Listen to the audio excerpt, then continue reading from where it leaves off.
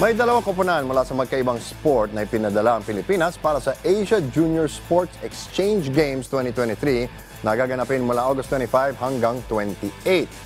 Anim ang manggagaling sa Philippine Badminton Association Smash Pilipinas na sina John Vincent Lanuza, Ralph Daloho, Joaquin Marie Ramos, Gwyneth Chiva, Cristel Ray Fuentespina at Angelica Marie Raca. Wala naman sa Philippine Table Tennis Team, papalo sina Jigyasa Gopi Cabrido, Carl Benjamin De Los Reyes, Leslie Faye Dizon, Joanna Isabel Esguerra, Gian Bien Guerra at Andre Jan Ong.